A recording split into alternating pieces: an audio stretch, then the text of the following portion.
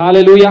ದೇವರ ಪರಿಶುದ್ಧ ನಾಮಕ್ಕೆ ಸ್ತೋತ್ರವಾಗಲಿ. ಈ ಒಂದು ದಿನ ದೇವರು ನಮ್ಮ ಕೂಡ ಅದ್ಭುತವಾಗಿ ಮಾತಾಡ್ಲಿಕ್ಕಿದ್ದಾರೆ. ನೋಡ್ರಿ, ಪ್ರತಿ ವಾರ ನಾವು ದೇವರ ವಾಕ್ಯವನ್ನ ನಾವು ಕೇಳುವಾಗ ನಾವು ದೇವರ ವಾಕ್ಯ ನಮ್ಮ ಜೀವಿತದಲ್ಲಿ ಒಂದು ಬಲವಾಗಿರುವಂತ ಕಾರ್ಯ ಮಾಡ್ತದೆ ಎಂಬುದಾಗಿ ಕೇಳಬೇಕಾಗ್ತದೆ. ಯಾಕಂತಂದ್ರೆ ನಮ್ಗೆ ಗೊತ್ತಿಲ್ಲ, ನಾವು ಅನೇಕ ಒಂದು ಸರ್ಮನ್ಸ್ ನಾವು ಕೇಳಿರ್ತೇವೆ, ಆದ್ರೆ ಈಚ್ ಅಂಡ್ ಎವ್ರಿ ಸರ್ಮನ್ಸ್ ನಲ್ಲಿ ದೇವರು ಒಂದು ಹಿಡನ್ ಟ್ರೆಷರ್ ಅನ್ನ ಇಟ್ಟಿರ್ತಾರೆ, ಒಂದು ಬ್ಲೆಸ್ಸಿಂಗ್ ಅನ್ನ ಇಟ್ಟಿರ್ತಾರೆ, ಒಂದು ಬ್ರೇಕ್ ಥ್ರೂ ಅನ್ನ ಇಟ್ಟಿರ್ತಾರೆ, ಒಂದು ಹೀಲಿಂಗ್ ಅನ್ನ ಇಟ್ಟಿರ್ತಾರೆ.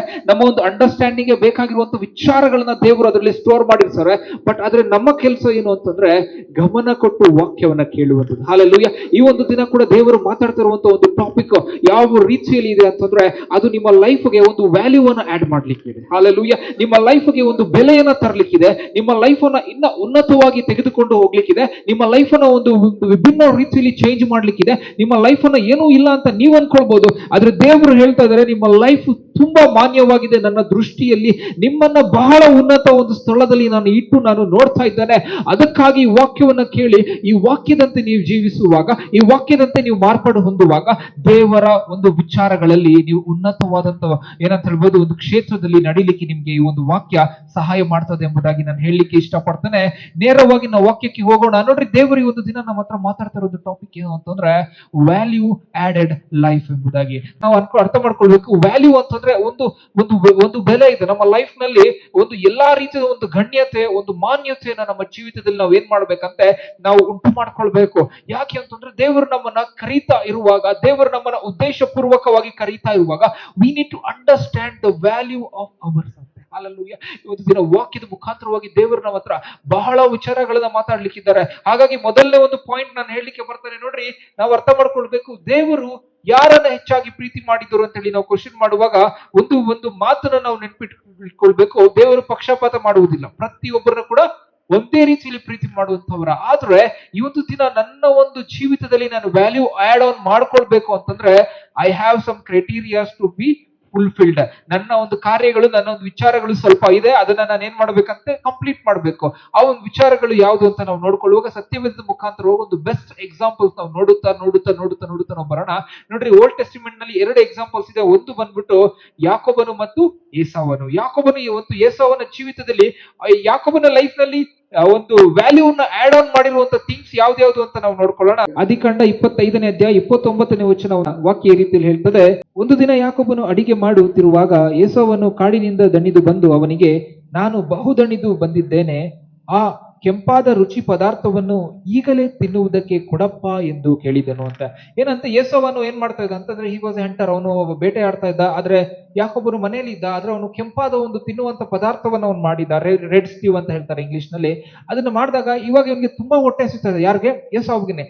ಅವ್ನು ಬೇಟೆ ಆಡ್ದ, ಏನೂ ಸಿಗ್ಲಿಲ್ಲ, ಬಂದಿದ್ದಾನೆ, ತುಂಬಾ ಹೊಟ್ಟೆ ಹಸಿತಾ ಇದೆ. ಆದ್ರೆ ಅವನೇನ್ ಮಾಡ್ತಾ ಇದ್ದಾನಂತೆ, ಅವನ ತಮ್ಮನಾದಂತ ಯಾಕೋಬ ಹತ್ರ ನನ್ಗೆ ತಿನ್ನಕ್ಕೆ ಕೊಡು, ನೀನೇನು ಅದು ಕೆಂಪಾಗಿ ಮಾಡಿದ್ಯಾ, ತುಂಬಾ ಚೆನ್ನಾಗಿದೆ, ನನ್ಗೆ ತಿನ್ನಕ್ಕೆ ಕೊಡು ಅಂತ ಹೇಳ್ತಾ ಇದ್ದಾನೆ. ಇಲ್ಲಿ ನಾವು ಅರ್ಥ ಮಾಡ್ಕೊಳ್ಬೇಕು, ಇಲ್ಲಿ ಇಬ್ಬರ ವ್ಯಕ್ತಿಗಳ ಒಂದು ವ್ಯಾಲ್ಯೂ ಚೇಂಜಸ್ ಆಗ್ತಾ ಇದೆ. ಹಾಲೆಲೂಯಾ.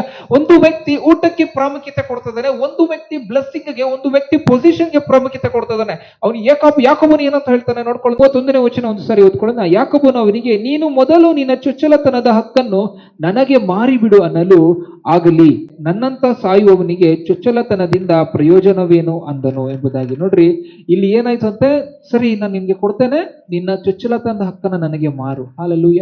ಯಾಕೆ ನಾವು ಗಮನ ಕೊಟ್ಟು ಕೇಳ್ಬೇಕು ಅಂತಂದ್ರೆ, ನಾವು ನಮ್ಮ ಫೋಕಸ್ ಎಲ್ಲಿ ಇರ್ತದೆ, ನಮ್ಮ ಒಂದು ಹಾರ್ಟ್ ಕೂಡ ಅಲ್ಲಿ ಇರ್ತದೆ. ನಾವು ಯಾವ್ದಾದ್ರು ಒಂದು ವಿಚಾರದ ಮೇಲೆ ನಾವು ಲೈಫ್ ನಲ್ಲಿ ನಾವು ಫೋಕಸ್ ಮಾಡ್ತಾ ಇದ್ದೀವಿ ಅಂತಂದ್ರೆ you need to be very careful, ನೀವು ಯಾವ ವಿಚಾರದ ಮೇಲೆ ನೀವು ಫೋಕಸ್ ಮಾಡ್ತಾ ಇದ್ದೀರಾ ಅಂತ. ಇಲ್ಲಿ ಯಾಕೋಬನ ಫೋಕಸ್ ಏನಿತ್ತು ಅಂತಂದ್ರೆ ಅವನ್ಗೆ ಒಂದು ಪೊಸಿಷನ್ ಮೇಲೆ ಇತ್ತು, ನಿನ್ನ ಚೊಚ್ಚಲತನದ ಹಕ್ಕು ನನಗೆ ಕೊಡು. ಯಾಕೋಬನ ಒಂದು ಫೋಕಸ್ ಚೊಚ್ಚಲತನದ ಹಕ್ಕು ಮೇಲೆ ಇತ್ತು. ಏಸವನ ಒಂದು ಫೋಕಸ್ ಬಂದ್ಬಿಟ್ಟು ಆ ಒಂದು ಕೆಂಪಾದ ರುಚಿ ಪದಾರ್ಥದ ಮೇಲೆ ಇತ್ತು, ಹೊಟ್ಟೆ ತುಂಬಿಸ್ಕೊಳ್ಳೋದಕ್ಕಾಗಿ. ಈ ಒಂದು ದಿನ ನಮ್ಮ ಲೈಫ್ ನಲ್ಲಿ ನಾವು ಓಡ್ತಾ ಇದ್ದೇವೆ, ನಾವು ಎಲ್ಲ ಕೆಲಸ ಮಾಡ್ತಾ ಇದ್ದೇವೆ, ಎಲ್ಲ ಪೊಸಿಷನ್ಗೋಸ್ಕರ ನಾವು ಏನೋ ಒಂದು ಮಾಡ್ತಾ ಇದ್ದೇವೆ, ಎಲ್ಲವನ್ನ ನಾವು ಏನ್ ಮಾಡ್ತಾ ಇದ್ದೇವೆ ಅಂತ we are engage in life. ನಾವು ತುಂಬಾ ಕಷ್ಟ ಪಡ್ತಾ ಇದ್ದೇವೆ ಲೈಫ್ ನಲ್ಲಿ, ಆದ್ರೆ ನಮ್ಮ ನೋಟ ಎಲ್ಲಿದೆ, ನಮ್ಮ ಒಂದು ಟಾರ್ಗೆಟ್ ಎಲ್ಲಿದೆ, ನಮ್ಮ ಒಂದು ಫೋಕಸ್ ಎಲ್ಲಿ ಇದೆ? ಯಾಕೋಬನ ಫೋಕಸ್ ಇದ್ದಿದ್ದು ಏನಂತಂದ್ರೆ ಫಸ್ಟ್ ಬಾರ್ನ್ ರೈಟ್ ನನ್ಗೆ ಬೇಕು ಅಂತ ಹೇಳ್ಬಿಟ್ಟು. ಏಸವನ್ ಏನ್ ಮಾಡ್ದ, ನಾನು ಸತ್ತೋಗ್ತಾ ಇದ್ದೇನೆ, ಫಸ್ಟ್ ಬಾರ್ನ್ ರೈಟ್ ಇಟ್ಕೊಂಡು ನಾನೇನ್ ಮಾಡ್ಲಿ, ತಕೋ ನೀನ್ ಇಟ್ಕೋ, ಆದ್ರೆ ನನಗೆ ತಿನ್ನಕ್ಕೆ ಕೊಡು. ನಾವೇನ್ ಮಾಡ್ತೀವಿ ಅಂತ ಈ ಲೋಕದ ಪ್ಲೆಜರ್ಸ್, ಈ ಲೋಕದ ವಿಚಾರಗಳಲ್ಲಿ ದೇವರ ಒಂದು ವಿಚಾರಗಳನ್ನ ಮರೆತು ಹೋಗಿ ನಾವು ಕೂಡ ನಮ್ಮನ್ನ ನಾವು ಏನ್ ಮಾಡ್ತಿದ್ದೆ, ಟ್ರೇಡ್ ಮಾಡ್ತಾ ಇದ್ದೇವೆ ಈ ಒಂದು ವಿಚಾರಗಳಿಗಾಗಿ, ಲೋಕದ ಆಸೆಗಳಿಗಾಗಿ, ಲೋಕದ ವಿಚಾರಗಳಿಗಾಗಿ. ನಮ್ಮನ್ನ ನಾವು ಕ್ವಶನ್ ಮಾಡ್ಕೊಡ್ಬೇಕು, ನಮ್ಮ ವ್ಯಾಲ್ಯೂ ಯಾವಾಗ ಆಡ್ ಆನ್ ಆಗುತ್ತೆ ಅಂತಂದ್ರೆ, ನಮ್ಮ ಒಂದು ವ್ಯಾಲ್ಯೂ ದೇವರಿಗೆ ನಾವು ಪ್ರಾಮುಖ್ಯತೆ ಕೊಟ್ಟಾಗ ಆಡ್ ಆನ್ ಆಗ್ತದೆ. ಇಲ್ಲಿ ಯಾಕೋಬನು ಈ ರೀತಿ ಹೇಳ್ತಾನೆ, ಮೊದಲು 33ನೇ ವಚನದಲ್ಲಿ, ಮೊದಲು ಪ್ರಮಾಣ ಮಾಡು ಅಂದಾಗ ಏಸಾವನು ಪ್ರಮಾಣ ಮಾಡಿ ಅವನಿಗೆ ತನ್ನ ಚೊಚ್ಚಲ ಹಕ್ಕನ್ನು ಕೊಟ್ಟು ಬಿಟ್ಟನು ಅಂತೆ. ಏಸಾವನು ಕೊಟ್ಬಿಟ್ಟ. ಅವನ ವ್ಯಾಲ್ಯೂ ಏನಿತ್ತು ಅಂದ್ರೆ, ಹಿ ವಾಸ್ ದ ಫಸ್ಟ್ ಬೋರ್ನ್ಗೆ ತುಂಬಾ ವ್ಯಾಲ್ಯೂ ಇರ್ತದೆ. ಯಾಕೆ ಅಂತಂದ್ರೆ ಅವ್ರಿಗೆ ಜಾಸ್ತಿ ಒಂದು ಪೋರ್ಷನ್ಸ್ ಆಫ್ ಏನಂತ ಹೇಳ್ಬೋದು, ಒಂದು ತಂದೆಯ ಒಂದು ಆಸ್ತಿಯಲ್ಲಿ ಜಾಸ್ತಿ ಬರ್ತದೆ, ಅಥವಾ ಅವನಿಗೆ ಜಾಸ್ತಿ ಹಕ್ಕಿರ್ತದೆ, ಎಲ್ಲಾದ್ರಲ್ಲೂ ಅವನು ಮೇಲ್ಗೈ ಇರ್ತಾನೆ. ಆದ್ರೆ ಅವನ ಹಕ್ಕನ್ನ ಕೊಟ್ಟು ಬಿಟ್ಟ. ಇಲ್ಲಿ ಅವನೇ ಕೊಟ್ಟು ಬಿಟ್ಟ. ಆದ್ರೆ ಅದು ಯಾಕೋಬನ ತಕೊಂಡ. ಆದ್ರೆ ಅವನಿಗೆ ಏನ್ ಮಾಡ್ದ, ಆ ಒಂದು ಕೆಂಪಾದ ಪದಾರ್ಥವನ್ನ ತಿನ್ಲಿಕ್ಕೆ ಕೊಟ್ಟ. ಅವನು ತಿಂದ, ತೃಪ್ತಿ ಹೊಂದಿದ, ಅವನು ಎದ್ದು ಹೋದ. ಆದ್ರೆ ಇಲ್ಲಿ ಅರ್ಥ ಮಾಡ್ಕೊಳ್ಬೇಕು, ಯಾರು ಗೈನ್ ಆಯ್ತು, ಯಾರಿಗೆ ಲಾಸ್ ಆಯ್ತು ಅಂತಂದ್ರೆ, ಇಲ್ಲಿ ಯಾಕೋಬನಿಗೆ ಗೈನ್ ಆಯ್ತು, ಏಸಾವನಿಗೆ ಲಾಸ್ ಆಯ್ತು. ಏಸಾವನಿಗೆ ಅರ್ಜೆಂಟ್ ಆಗಿ ಬೇಕಾಗಿದ್ದೇನು, ಇವತ್ತು ದಿನ ನಾವೇನಾದ್ರೂ ಬೇಕಂದ್ರೆ ವಿ ವಿಲ್ ಸೋ ಮಚ್, ಎಷ್ಟು ಕಷ್ಟಪಡ್ತೀವಿ ಅಂದ್ರೆ ಹಿಂಗಾದ್ರೂ ಮಾಡಿ ಅದನ್ನ ತಗೊಳ್ಬೇಕಂತೇವೆ. ಆದ್ರೆ ನಾವು ಅರ್ಥ ಮಾಡ್ಕೊಳ್ಬೇಕು, ಏಸಾವನು ಮಾಡಿದಂತ ತಪ್ಪು ನಮ್ಮ ಲೈಫ್ ನಲ್ಲಿ ನಾವು ಮಾಡಬಾರ್ದು. ಹಲ್ಲೆಲೂಯಾ. ಏನೇ ಆದ್ರೂ ಕೂಡ we have to keep God first ಅಂತೆ. ಹಲ್ಲೆಲೂಯಾ. ಇಲ್ಲಿ ಯಾಕೋಬನು ಯಾಕೆ ತನ್ನ ಚೊಚ್ಚಲತನದ ಹಕ್ಕನ್ನ ತಗೊಳ್ತಾ ಇದ್ದಾನೆ ಅಂತಂದ್ರೆ, ಇಲ್ಲಿ ನಾವು ನೋಡ್ಕೊಳ್ಬೇಕು, ಬಿಕಾಸ್ ಅವನ ಮೇಲೆ ಆಶೀರ್ವಾದ ಇತ್ತು. ಹಲ್ಲೆಲೂಯಾ. ಆ ಆಶೀರ್ವಾದ ಇಡೀ ಇಸ್ರಾಯೇಲರಿಗೆ ಬಂತು. ಹಲ್ಲೆಲೂಯಾ. ಅಬ್ರಾಹ್ಮನ ಮೇಲೆ ಇದ್ದಂತಹ ಆಶೀರ್ವಾದ ಇಸಾಕನಿಗೆ, ಇಸಾಕನ ಮೇಲೆ ಇದ್ದಂತಹ ಆಶೀರ್ವಾದ ಯಾಕೋಬನಿಗೆ, ಯಾಕೋಬನ ಅದೇ ಹಕ್ಕನ್ನ ತಗೊಳ್ತಾ ಇದ್ದಾನೆ. ಅದೇ ಒಂದು ಏನಂತ ಅವನ ಲೈಫ್ ನಲ್ಲಿ ಒಂದು ದೊಡ್ಡ ವ್ಯಾಲ್ಯೂವನ್ನ ಆಡ್ ಆನ್ ಮಾಡ್ತಾ ಇದ್ದಾನೆ. ಇದು ಅಲ್ದಿರೋ ಅವನ ತಂದೆಯಿಂದ ನಾನು ಏಸಾವ ಅಂತ ಹೇಳಿ ಆಶೀರ್ವಾದ ಕೂಡ ತಗೊಳ್ತಾನೆ. ಇದು ಅವ್ರ ತಾಯಿ ಮುಖಾಂತರವಾಗಿ ಮಾಡ್ಕೊಳ್ತಾರೆ. ಇದೆಲ್ಲ ಹಿಸ್ಟ್ರಿ ನಾವು ನೋಡ್ಕೊಳ್ಬಹುದಾಗಿದೆ. ಆದ್ರೆ ಒಂದು ದಿನ ನನ್ನ ಮೆಸೇಜ್ ಏನಂದ್ರೆ, ನಮ್ಮ ಲೈಫ್ಗೆ ನಾವು ವ್ಯಾಲ್ಯೂನ ಆಡ್ ಆನ್ ಮಾಡ್ಕೊಳ್ಬೇಕಂತೆ. ಯಾಕೆ ಅಂತಂದ್ರೆ, look to the things of God ಅಂತ. ಹಾಗಾಗಿ ದೇವರ ವಿಚಾರಗಳನ್ನು ನಾವು ಗಮನವಿಟ್ಟು ನೋಡ್ಬೇಕು. ಈ ಲೋಕದಲ್ಲಿ ಏನ್ ವಿಚಾರಗಳು ನಡೀತದೆ, ಮುಂದೆ ಏನ್ ವಿಚಾರಗಳು ನಡೀತದೆ, ನಾನು ಎಲ್ಲಿ ಹೋಗ್ತಾ ಇದ್ದೇನೆ, ನನ್ನ ಕುಟುಂಬ ಎಲ್ಲಿ ಹೋಗ್ತಾ ಇದೆ, ನಾವು ಎಲ್ಲರೂ ಕೂಡ ಏಸಾವನಂತೆ ಬೇಟೆ ಆಡ್ಕೊಂಡು ಇವಾಗ ತಿನ್ನಕ್ಕಿದ್ರೆ ಸಾಕ ಅಂತ ನೋಡ್ತಾ ಇದೀವ, ಅಥವಾ ನಾವು ಫೋಕಸ್ ಮಾಡ್ತಾ ಇದೀವಿ ದೇವರ ಪ್ರಾಮಿಸ್ ಮೇಲೆ, ದೇವರ ಒಂದು ಪ್ರೊಫೆಸಿಸ್ ಮೇಲೆ, ದೇವರು ಬರುವಾಗ ಏನೇನು ಸಂಗತಿಗಳು ಈ ಲೋಕದಲ್ಲಿ ನಡೀತದೆ, ನನ್ನ ಕುಟುಂಬ ಸೇಫ್ ಆಗಿದಾರ, ನನ್ನ ಜೊತೆ ಇರುವಂತವ್ರು ರಕ್ಷಣೆ ಹೊಂದಿದಾರ, ನಾನು ಬರೀ ಆಹಾರಕ್ಕಾಗಿ ಕಷ್ಟಪಡ್ತಾ ಇದ್ದೀನ, ಅಥವಾ ನಾನು ಚೊಚ್ಚಲತನದ ಹಕ್ಕು ಅಂತಂದ್ರೆ ಒಂದು ರೈಟ್ ಏನು ಅಂತಂದ್ರೆ, ನಾವು ಕ್ರೈಸ್ಟ್ ನಲ್ಲಿ ಒಂದು ರೈಟ್ ಇದೆ ನಮ್ಗೆ, ನಾವು ಸ್ಯಾಲ್ವೇಷನ್ ಒಂದು ರೈಟ್ ಇದೆ, ಅದನ್ನ ನಾವು ತೆಗೆದುಕೊಳ್ಳುವುದಕ್ಕಾಗಿ ನಾವು ಕಷ್ಟಪಡ್ತಾ ಇದ್ದೇವೆ. ನಮ್ಮ ವ್ಯಾಲ್ಯೂ ಎಲ್ಲಿ ಆಡ್ ಆನ್ ಆಗ್ತದೆ, ನಮ್ಮ ವ್ಯಾಲ್ಯೂ ಎಲ್ಲಿ ಮೈನಸ್ ಆಗ್ತದೆ ಅಂತ ನಾವು ನೋಡ್ಕೊಳ್ಬಹುದು. ನಾವು ಯಾವಾಗ ದೇವರ ರಾಜ್ಯಕ್ಕಾಗಿ ಕಷ್ಟಪಡ್ತೀವಿ, ನಮ್ಮ ಕುಟುಂಬದವರಿಗಾಗಿ, ನಮ್ಮ ಒಂದು ಎಲ್ಲಾ ವಿಚಾರಗಳಿಗೆ ನಾವು ದೇವರ ಒಂದು ಬ್ಲೆಸ್ಸಿಂಗ್ ಅನ್ನ ನಾವು ನಮ್ಮ ಫ್ಯಾಮಿಲಿಯಲ್ಲಿ ಆಡ್ ಆನ್ ಮಾಡ್ತೀವಿ, ನಮ್ಮ ಫ್ಯಾಮಿಲಿ ವ್ಯಾಲ್ಯೂ ಆಡ್ ಆನ್ ಮಾಡ್ತದೆ. ಯಾವಾಗ ನಾವು ಲೋಕದ ವಿಚಾರಗಳಿಗಾಗಿ ಕಷ್ಟಪಟ್ಟು ಏನಾದ್ರೂ ಸಂಪಾದನೆ ಮಾಡಿ, ಏನಾದ್ರೂ ಲೋಕದಗೋಸ್ಕರನೇ ಮಾಡ್ಕೊಂಡು ಜೀವನ ಮುಗಿಸ್ತಾ ಇದೀವಿ ಅಂತಂದ್ರೆ, ಏಸಾವನ ತರ ಬರೀ ತಿನ್ನೋದಕ್ಕಾಗಿಯೇ ನಮ್ಮ ಲೈಫಲ್ಲಿ ವ್ಯಾಲ್ಯೂ ಆಡ್ ಆನ್ ಆಗ್ತದೆ, ಬೇರೆ ಯಾವುದಕ್ಕೆ ಆಡ್ ಆನ್ ಆಗ್ತಿಲ್ಲ. ಸೆಕೆಂಡ್ ಬೆಸ್ಟ್ ಎಕ್ಸಾಂಪಲ್ಗೆ ನಾವು ಹೋಗೋಣ. ಸೆಕೆಂಡ್ ಎಕ್ಸಾಂಪಲ್ ಯಾವುದು ಅಂತಂದ್ರೆ, ನೋಡ್ರಿ, ಸಾಲ್ ಅಂಡ್ ಡೇವಿಡ್ ಅಂತ ನೋಡ್ಕೊಳ್ಬಹುದಾಗಿದೆ. ಸಾಲ್ ಫಸ್ಟ್ ಹೇಗಿತ್ತು ಅಂತಂದ್ರೆ, ಅವನು ಬಂದಾಗ, ರಾಜನಾಗಿ ಬಂದಾಗ, ದೇವರು ಅವನನ್ನ ಆಯ್ಕೆ ಮಾಡ್ಕೊಂಡಾಗ ಅವನ ಲೈಫ್ ತುಂಬಾ ಮಾನ್ಯವಾಗಿತ್ತು ದೇವರ ಒಂದು ದೃಷ್ಟಿಯಲ್ಲಿ. ಸಾಲ್ ವಾಸ್ ದ ಬೆಸ್ಟ್ ಅಂತ. ಇಡೀ ಇಸ್ರಾಯೇಲ್ ಅಲ್ಲಿ ಯಾರನ್ನ ಆಯ್ಕೆ ಮಾಡಬೇಕು, ಕೀಷನ ಮಗನಾದಂತ ಸೌಲನನ್ನ. ಯಾಕೆ ಅಂತಂದ್ರೆ ಅವನು ನೋಡುವುದಕ್ಕೆ ತುಂಬಾ ಚೆನ್ನಾಗಿದ್ದಾನೆ. ಅವನು ನಿಂತ್ರೆ ಎಲ್ಲವರ ಒಂದು ಇಸ್ರಾಯೇಲರಲ್ಲಿ ಕೂಡ ಅವನ ಒಂದು ಭುಜ ಹೈಟ್ ಆಗಿ ಕಾಣಿಸ್ತಾ ಇತ್ತಂತೆ. ನೋಡಕ್ಕೆ ಇಸ್ರಾಯೇಲರಲ್ಲಿ ಸಾಲ್ ಅಷ್ಟು ಒಂದು ಹ್ಯಾಂಡ್ಸಮ್ ಆಗಿರುವಂತ ಒಂದು ವ್ಯಕ್ತಿ ಯಾರು ಇದ್ದಿಲ್ಲ. ಸಾಲ್ ಮತ್ತೆ ಏನಂತ ಹೆಂಗಾಗಿದ್ದ, ಸಾಲ್ ಮತ್ತೆ ಒಂದು ಎಂಥೂಸಿಯಾಸಮ್ ಇತ್ತು. ಸಾಲ್ ನ ನೋಡಿದ್ರೆ ಇಸ್ರಾಯೇಲ್ ಅಲ್ಲೂ ಇವನೇ ರಾಜ ಆಗ್ಬೇಕು. ಸಾಲ್ ಒಳಗೆ ಬಚ್ಚಿಟ್ಕೊಂಡಾಗ ಕೂಡ ದೇವರು ಸಾಲ್ಮುಯೇಲ್ಗೆ ಹೇಳ್ತಾನೆ, ಅವ್ರು ಹೋಗಿ ಎಲ್ಲಿ ಬಚ್ಚಿಕೊಂಡಿದ್ದಾನಂತೆ. ಅವಾಗ ಸಾಲ್ ಸಿಗ್ತಾರೆ, ಸಾಲ್ ನ ಕರ್ಕೊಂಡು ಬಂದು ಅಭಿಷೇಕ ಮಾಡಿ ಎಲ್ಲಾ ಜೋರಾಗಿ ಖುಷಿ ಪಡ್ತಾರೆ. ಸಾಲ್ ಅದು ಅಲ್ದಿರಾ ಫಿಲಿಸ್ಟಿಯನ್ ಮೇಲೆ ಯುದ್ಧಕ್ಕೆ ಹೋಗಿ ಅಲ್ಲಿ ಕೂಡ ಗೆಲ್ತಾನೆ. ಸತತವಾಗಿ ಸಾಲ್ ತುಂಬಾ ಗ್ರೇಟೆಸ್ಟ್ ಒಂದು ಏನಂತ ಹೇಳ್ಬೋದು, ಒಂದು ಎಂಟ್ರಿ ಆಗಿರುತ್ತೆ ಕಿಂಗ್ಡಮ್ ಶಿಪ್ ನಲ್ಲಿ. ಬಟ್ ಹೋಗ್ತಾ ಹೋಗ್ತಾ ಹೋಗ್ತಾ it just turned away like that. ಅವನು ದೇವರಿಗೆ ವಿರುದ್ಧವಾಗಿ ತಿರುಗಿ ಬಿಡ್ತಾನೆ, ಸಾಮುವೇಲ್ಗೆ ವಿರುದ್ಧವಾಗಿ ತಿರುಗಿ ಬಿಡ್ತಾನೆ. ನಿನ್ನ ದೇವರಿಗೆ ಯಜ್ಞ ಅರ್ಪಿಸೋದಕ್ಕೆ ನಾನು ಅಮಲೇಕ್ಯರ ಒಂದು ಕುರಿ ದನಗಳನ್ನ ತೆಗೆದುಕೊಂಡು ಬಂದಿದ್ದೇನೆ ಅಂತ ಹೇಳ್ಬಿಡ್ತಾನೆ. ಮತ್ತೆ ಯಜ್ಞವನ್ನು ಅರ್ಪಿಸುವುದಕ್ಕಿಂತ ಮುಂಚೆ ಸ್ಯಾಮುವೇಲ್ ಬಂದು ಅರ್ಪಿಸುವುದಕ್ಕಿಂತ ಮುಂಚೆ ಸಾಲ್ ಅರ್ಪಿಸಿಬಿಡ್ತಾನೆ. ಅವನು ಹೇಳ್ತಾನೆ, ನೀನ್ ತಡ ಮಾಡದೆ, ಅದಕ್ಕೆ ನಾನು ಅರ್ಪಿಸ್ಬಿಟ್ಟೆ ಅಂತ ಹೇಳಿ ಈ ರೀತಿಯಲ್ಲಿ ದೇವರಿಗೆ, ಅಂದ್ರೆ ದೇವರ ಒಂದು ಸೇವಕರಿಗೆ ರೀಸನ್ಸ್ ಕೊಡ್ತಾ ಕೊಡ್ತಾ ಕೊಡ್ತಾ ದೂರ ಹೋಗ್ತಾನೆ. ನಾವ್ ಯಾವಾಗ ನಮ್ಮ ಲೈಫ್ ನಲ್ಲಿ ನಾವು ರೀಸನ್ಸ್ ಕೊಡಕ್ಕೆ ನಾವು ಸ್ಟಾರ್ಟ್ ಮಾಡ್ತೇವೆ, ಅಂಡರ್ಸ್ಟ್ಯಾಂಡ್ ದಟ್ ಯು ಆರ್ ಏನಂತೆ, maintaining a distance between you and God. ದೇವರಿಗೆ ನಿನ್ನ ಮಧ್ಯೆ ಒಂದು ಡಿಸ್ಟೆನ್ಸ್ ನ ನೀನ್ ಮೇಂಟೈನ್ ಮಾಡೋದಕ್ಕೆ ಒಂದು ರೀಸನ್ ಹೇಳ್ತಾ ಇದೆಯಾ ಅಂತ ಹೇಳ್ಬಿಟ್ಟು ಅರ್ಥ ಮಾಡ್ಕೊಳ್ಬಹುದಾಗಿದೆ. ಆ ಒಂದು ರೀಸನ್ ಏನಾಗ್ತದೆ ಅಂತಂದ್ರೆ, ಒಂದು ಕಲ್ಲನ್ನ ಇಡ್ತೀಯ ದೇವರ ಮುಂದೆ, ಒಂದು ಸಂಬಂಧದ ಮುಂದೆ ಒಂದು ಕಲ್ಲನ್ನ ಇಡ್ತೀಯಾ, ಇನ್ನೊಂದು ಕಲ್ಲನ್ನ ಇಡ್ತೀಯ, ಇನ್ನೊಂದು ರೀಸನ್ ಹೇಳ್ತೀಯಾ, ಇನ್ನೊಂದು ಕಲ್ಲನ್ನ ಇಡ್ತೀಯ, ಇನ್ನೊಂದು ರೀಸನ್ ಹೇಳ್ತೀಯಾ. ಈ ಒಂದು ದಿನ ಏನಾಗ್ತದೆ, ನಿನ್ನ ದೇವರ ಮಧ್ಯೆ ತುಂಬಾ ದೊಡ್ಡ ಗ್ಯಾಪ್ ಬಿಲ್ಡ್ ಆಗ್ಬಿಟ್ಟಿರ್ತದಂತೆ. ಈ ಒಂದು ದಿನ ಅದು ನಮ್ಮ ಲೈಫ್ ನಲ್ಲಿ ವ್ಯಾಲ್ಯೂ ಕಮ್ಮಿ ಮಾಡ್ತಾ ಇದಂತೆ. ಹಾಲೆಲೂಯಾ. ಯಾವಾಗ ನಮ್ಮ ಲೈಫ್ ನಲ್ಲಿ ವ್ಯಾಲ್ಯೂ ಕಮ್ಮಿ ಆಗ್ತದೆ ಅಂದ್ರೆ, ಯಾವಾಗ ದೇವರಿಗೆ ಪ್ರಾಮುಖ್ಯತೆ ಕೊಡೋದನ್ನು ಬಿಟ್ಟು ಬಿಡ್ತೀರಾ, ಅವಾಗ ನಿನ್ನ ಲೈಫ್ ನಲ್ಲಿ ವ್ಯಾಲ್ಯೂ ಕಮ್ಮಿ ಆಗ್ತಾ ಬರ್ತದೆ. ಯಾವಾಗ ವ್ಯಾಲ್ಯೂ ಜಾಸ್ತಿ ಆಗ್ತದೆ ಅಂತಂದ್ರೆ, ನಿನ್ನ ಅಡವಿಯಲ್ಲಾದ್ರೂ ಇರೋ, ನೀನ್ ಕುರಿಯಾದ್ರೂ ಕಾಯ್ತಾ ಇರೋ, ನಿನ್ ಮನೆಯಲ್ಲಾದ್ರೂ ಇರೋ, ನೀನ್ ಸಾಲಿಂದ ಓಡೋಗಿ ಎಲ್ಲೋ ದೂರದಲ್ಲಿರೋ, ದೇವರನ್ನ ಸ್ತೋತ್ರ ಮಾಡೋದು ಬಿಡ್ಬೇಡ. ಇದು ನಿನ್ನ ಲೈಫ್ ನಲ್ಲಿ ಇನ್ನ ಹೆಚ್ಚಾಗಿ ವ್ಯಾಲ್ಯೂ ಆಡ್ ಆನ್ ಮಾಡ್ತದೆ. ಅದಕ್ಕೆ ದಾವೀದ ಏನ್ ಮಾಡ್ತಾನೆ, ಸಾಲಿಂದ ಓಡೋದಾಗ ಕೂಡ ಅವನ್ ದೇವರನ್ನ ಸ್ತೋತ್ರ ಮಾಡ್ತಾ ಇರ್ತಾನೆ. ಕುರಿ ಕಾಯ್ತಾ ಇರುವಾಗ ಕೂಡ ದೇವರನ್ನ ಸ್ತೋತ್ರ ಮಾಡ್ತಾ ಇರ್ತಾನೆ. ರಾಜನಾದಾಗ ಕೂಡ ದೇವರನ್ನ ಸ್ತೋತ್ರ ಮಾಡ್ತಾ ಇರ್ತಾನೆ. ಎಲ್ಲಾ ಸಮಯದಲ್ಲಿ ದೇವರನ್ನ ಸ್ತೋತ್ರ ಮಾಡ್ತಾ ಇದ್ದಂತ ದಾವೀದನು ಈ ಒಂದು ದಿನ ನಮ್ಗೆ ಕಲ್ಸ್ಕೊಡ್ತಾ ಇರೋದೇನು ಅಂತಂದ್ರೆ, no matter what in your life, always praise God. ನಿನ್ನ ಒಂದು ಅಪ್ಸ್ ಅಂಡ್ ಡೌನ್ಸ್, ನಿನ್ನ ಒಂದು ಯಾವುದೇ ಒಂದು ಪೊಸಿಷನ್ ಇರ್ಬೋದು, ನಿನ್ನ ಒಂದು ಸೋಲು ಇರ್ಬೋದು, ನಿನ್ನ ಒಂದು ಗೆಲುವು ಇರ್ಬೋದು, ನಿನ್ನ ಕೀಳಾದ ಒಂದು ಪರಿಸ್ಥಿತಿ ಇರ್ಬೋದು, ನಿಂದು ಮೇಲಾದ ಪರಿಸ್ಥಿತಿ ಇರ್ಬೋದು, ದೇವರನ್ನ ಮಾತ್ರ ಬಿಡಬೇಡ್ರಿ. ಅದು ನಿನ್ನ ಲೈಫ್ ನಲ್ಲಿ ಒಂದು ವ್ಯಾಲ್ಯೂವನ್ನು ಆಡ್ ಆನ್ ಮಾಡ್ತದೆ. ಅದು ನಿನ್ನ ಲೈಫ್ ನಲ್ಲಿ ದೇವರ ಜೊತೆಗೆ ಒಂದು ಕಮ್ಯುನಿಕೇಶನ್ ಇರ್ತದೆ, ದೇವರೊಟ್ಟಿಗೆ ನಡೆಯುವುದನ್ನ ಇರ್ತದೆ. ಅದಕ್ಕೆ ಸಾಲ್ ರಾಜ ಆಗಿರುವಾಗಲೇ ದೇವ್ರು ಏನ್ ಮಾಡ್ತಾರೆ, ಸಾಲ್ ನ ನೋಡಿದ್ರು, ಸಾಲ್ಗೆ ಚಾನ್ಸ್ ಕೊಟ್ರು, ಸಾಲ್ ನ ನೋಡಿದ್ರು, ಸಾಲ್ ಏನ್ ಮಾಡ್ದ, ವ್ಯಾಲ್ಯೂ ಕಮ್ಮಿ ಮಾಡ್ಕೊಂಡು ಬಂದ, ರೀಸನ್ಸ್ ಕೊಟ್ಕೊಂಡು ಬಂದ, ದೇವರಿಂದ ದೂರ ಆಗುತ್ತಾ ಬಂದ. ದೇವ್ರು ಹೇಳಿದ್ರು, ಸಾಕು ಸಾಕು, ಸಾಲ್ ನಾನು ತಳ್ಳಿಬಿಟ್ಟಿದ್ದೇನೆ, ಅರಸುತನದಿಂದ ನಾನು ತಳ್ಳಿಬಿಟ್ಟಿದ್ದೇನೆ. ಸಾಮುವೇಲ್ ಅಳಬೇಡ, ಸಾಮುವೇಲ್ ಇನ್ನ ಎಷ್ಟು ದಿನ ಕಣ್ಣೀರ್ ಸುರಿಸ್ತೀಯ ಸಾಲ್ಗೋಸ್ಕರವಾಗಿ, ಎದೋ ಬೆತ್ಲೆಹೇಮ್ಗೆ ಹೋಗು, ನಾನು ನನ್ನ ಹೃದಯದ ಹತ್ತಿರ ಇರುವಂತಹ ವ್ಯಕ್ತಿಯನ್ನು ಆಯ್ಕೆ ಮಾಡ್ಕೊಂಡಿದ್ದೇನೆ. ಅವನು ಯಾರು ಅಂದ್ರೆ, ಅವ್ನು ಹೋಗಿ ನೋಡಿದಾಗ ಇಷಾಯನ ಮಗ ದಾವೀದನನ್ನು. ಎಲ್ಲೊಬ್ರ ಮುಂದೆ, ಅಣ್ಣ ತಮ್ಮಂದಿರ ಮುಂದೆ ಅಭಿಷೇಕಿಸ್ತಾರೆ, ಎಲ್ಲವರನ್ನ ತಿರಸ್ಕಾರ ಮಾಡಿದ್ರು, ಆದ್ರೆ ದೇವರು ಅವನ್ನ ಆರಿಸಿಕೊಂಡ್ರು. ಎಲ್ಲರೂ ಅವನನ್ನ ಒಂದು ನಾರ್ಮಲ್ ಚಿಕ್ಕ ಹುಡುಗ ಅಂತ ನೋಡ್ತಾ ಇದ್ರು, ಆದ್ರೆ ದೇವರ ದೃಷ್ಟಿಯಲ್ಲಿ ಒಂದು ಗಣ್ಯ ವ್ಯಕ್ತಿ, ದೇವರ ದೃಷ್ಟಿಯಲ್ಲಿ ಮಾನ್ಯವಾಗಿರುವಂತ ವ್ಯಕ್ತಿ, ದೇವರ ದೃಷ್ಟಿಯಲ್ಲಿ ಬರುವಂತ ದಿನದಲ್ಲಿ ಇಸ್ರಾಯೇಲರನ್ನ ಆಳತಕ್ಕಂತ ವ್ಯಕ್ತಿ. ಇಡೀ ಬೈಬಲ್ ನಲ್ಲಿ ರಿಪೀಟೆಡ್ ಹೇಳೋದಾದ್ರೆ ಕಿಂಗ್ ಡೇವಿಡ್ ಬಗ್ಗೆ, ದಾವಿದನ ಕುರಿತಾಗಿ, ಅರಸನಾದ ದಾವಿದನ ಕುರಿತಾಗಿ ಹೇಳ್ತಾರೆ. ಅರಸನಾದ ದಾವಿದನ ಹಾಗೆ ಈ ವ್ಯಕ್ತಿ ಬರಲಿಲ್ಲ, ಈ ರಾಜನು ಬರಲಿಲ್ಲ, ಈ ರಾಜನು ಬರಲಿಲ್ಲ, ಈ ರಾಜನು ಬರಲಿಲ್ಲ. Everywhere we can see the cry of God saying that no king had come like king David. That was the value in the heart of God for King David. ಈ ಒಂದು ದಿನ ನನ್ನ ನಿನ್ನ ಒಂದು ವ್ಯಾಲ್ಯೂ ದೇವರ ಮುಂದೆ ಏನಿದೆ? Are we giving reasons? Are we stepping backward from God? ನಾವು ಏನ್ ಮಾಡ್ತಾ ಇದ್ದೇವೆ? ಅಥವಾ ಸಾಲ್ ಏಸಾವ್ ರೀತಿಯಲ್ಲಿ ನಮ್ಮ ಏನಾದ್ರೂ ಒಂದು ಚೊಚ್ಚಲತನ ಇದ್ರೆ ಮಾರ್ಕೊಂಡ್ಬಿಟ್ಟು, ಅಥವಾ ನಮ್ಗೆ ಏನಾದ್ರೂ ಒಂದು ರೀಸನ್ಸ್ ಇದ್ರೆ ಬೇರೆದಕ್ಕೆ ನಾವು ದೇವ್ರಿಗೆ ಇದು ಎಷ್ಟು ಚೆನ್ನಾಗಿದೆ ಅಂತ ಲೋಕದಲ್ಲಿ ವ್ಯಾಲ್ಯೂ ಕೊಡ್ತಾ ಇದ್ರೆ, stepping backward from god. Hallelujah, hallelujah. ನಾವು ಮಾಡ್ಬೇಕಾಗಿರೋದು ಏಸಾವ್ ತರ ಅಲ್ಲ, ನಾವು ಮಾಡ್ಬೇಕಾಗಿರೋದು ಸಾಲ್ ತರ ಅಲ್ಲ, ನಾವು ಮಾಡ್ಬೇಕಾಗಿರೋದು ಜೇಕೋಬ್ ತರ, ನಾವು ಮಾಡ್ಬೇಕಾಗಿರೋದು ಡೇವಿಡ್ ತರ. ಹಾಲೆಲೂಯಾ. ಇವಾಗ ನಾವು ಕ್ವಶನ್ ಮಾಡ್ಕೊಳ್ಳೋಣ, ಸಾಲ್ನ ದೇವರು ಹೆಚ್ಚಾಗಿ ಪ್ರೀತಿ ಮಾಡಿದ್ರ, ದಾವಿದನನ್ನ ದೇವರು ಹೆಚ್ಚಾಗಿ ಪ್ರೀತಿ ಮಾಡಿದ್ರ, ಏಸಾವನನ್ನ ದೇವರು ಹೆಚ್ಚಾಗಿ ಪ್ರೀತಿ ಮಾಡಿದ್ರ, ಯಾಕೋಬನನ್ನ ದೇವರು ಹೆಚ್ಚಾಗಿ ಪ್ರೀತಿ ಮಾಡಿದ್ರ?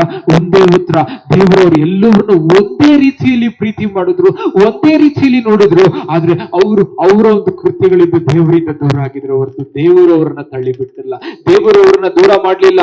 ಅವ್ರಿದ್ದಂತ ಪರಿಸ್ಥಿತಿಗಳಿಗೆ ಅವರೇ ಕಾರಣ ಹೊರತು ದೇವರು ಅವರನ್ನ ಒಂದು ಪರಿಸ್ಥಿತಿಗೆ ತರಲಿಲ್ಲ. ಆದ್ರೆ ದಾವಿದ ಮತ್ತು ಯಾಕೋಬನ ಕುರಿತಾಗಿ ನೋಡುವುದಾದ್ರೆ, ದೇವರು ಅವರಿಗೆ ಯಾಕೆ ಇಷ್ಟಪಡ್ತಾರೆ ಅಂತಂದ್ರೆ, ಅವರು ದೇವರಿಗಾಗಿ ಇಟ್ಟಂತ ಒಂದು ಸ್ಥಾನ ಅಲ್ಲಿ ಒಂದು ಪ್ರಾಮುಖ್ಯವಾಗಿರುವಂತ ಒಂದು ವಿಚಾರವನ್ನ ಮಾಡ್ತು ಎಂಬುದಾಗಿ ನಾವು ನೋಡ್ಕೊಳ್ಬೋಣ. ಈ ಒಂದು ಸಮಯದಲ್ಲಿ ನಾವು ಫೋಕಸ್ ಮಾಡ್ಬೇಕಾಗಿರುವಂತ ವಿಚಾರ ಏನಿದೆ ಅಂತಂದ್ರೆ, ನಾವು ನಮ್ಮ ಲೈಫ್ ನಲ್ಲಿ ಏನೇ ಮಾಡಿದ್ರು ಕೂಡ God must be the first in our life. We should give God that position, that place. We need to say that, Lord, you are everything to me, Lord. ನನಗೆ ಏನೇ ಆದ್ರೂ, ಏನೇ ಇದ್ರು, ಏನೇ ಇಲ್ಲ ಅಂದ್ರು, ನೀನೇ ನನ್ಗೆ ಎಲ್ಲ ಅಂತ ಹೇಳುವಾಗಲೇ ನಾವು ಅರ್ಥ ಮಾಡ್ಕೊಳ್ಬೇಕು. We have given God that value, that position.